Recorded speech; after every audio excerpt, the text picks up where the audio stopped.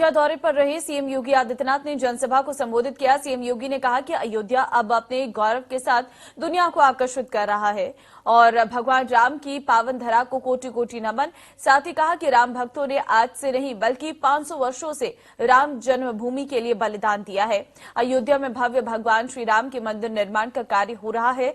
जब तक राम मंदिर का निर्माण पूरा होगा तब तक अयोध्या सुंदरतम नगरी बन चुकी होगी।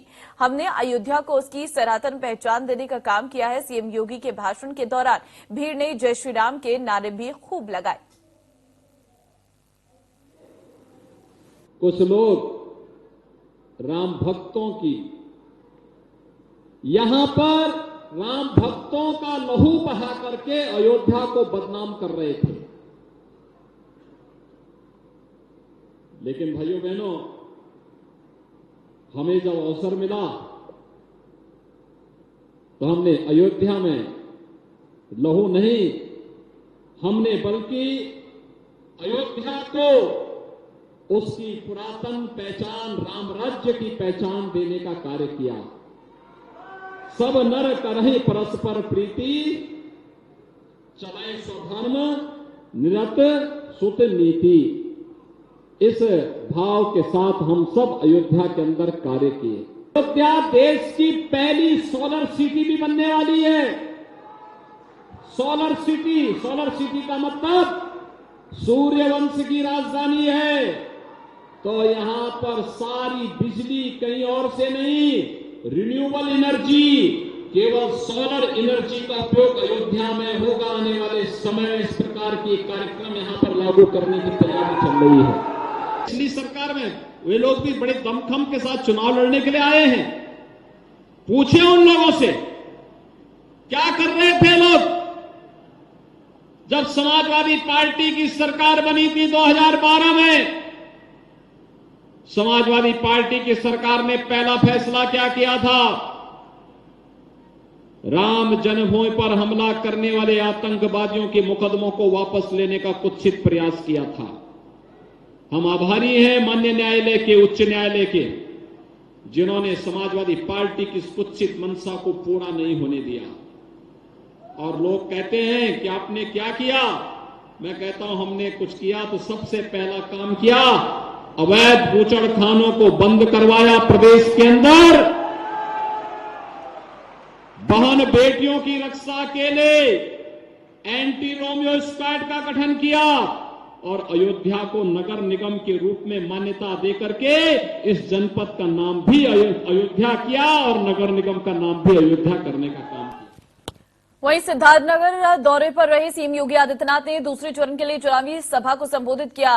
पीएससी कार्यालय परिसर में आयोजित जनसभा को संबोधित करते हुए सीएम योगी आदित्यनाथ ने कहा कि सिद्धार्थनगर जिला करुणा और दया के लिए जाना जाता है।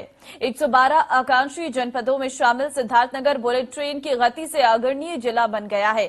जिले में चमचमाती सड़कें, मेडिकल कॉलेज, प्रत्येक ब्लॉक में कस्तूरबा गांधी आवासीय विद्यालय है। पूर्व की सरकार के अराजक माहौल से लोगों को सचेत किया। कहा कि पूर्व की सरकार तमंचा लेकर घूमते थे, अब सभी युवाओं के हाथों में टैबलेट है। उन्होंने पलटा देवी और सेश्वरी मंदिर को नमन करते हुए सरकार की योजनाओं की जानकारी लोगों को दी। आज सिद्धार्थनगर जनपद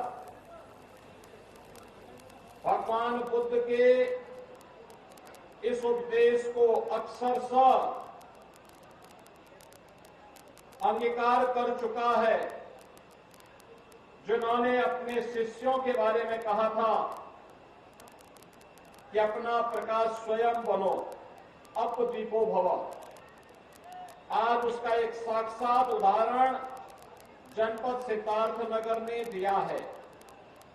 पहला उदाहरण है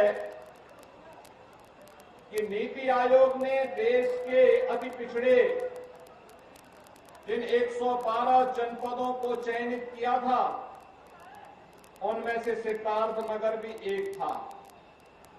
लेकिन अब सिद्धार्थनगर पिछली सरकारों के सरकने की गति से नहीं, बल्कि विकास और बुनियादी सुविधाओं की बुलेट ट्रेन की स्पीड से आगे बढ़कर के आप सामान्य जनपदों की श्रेणी में अग्रसर होता हुआ दिखाई दे रहा है। शिक्षा का क्षेत्र हो या स्वास्थ्य का क्षेत्र, कृषि और जल संसाधन का क्षेत्र हो या फिर स्किल डेवलपमेंट और रोजगार का, हर एक क्षेत्र में इस जनपद ने प्रगति की है।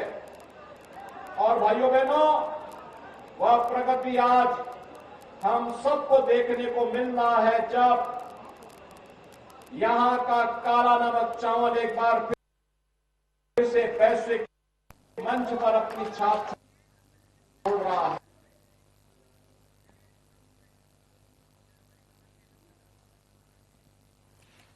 चलिए आगे बढ़ते एक बड़ी खबर से इस वक्त आप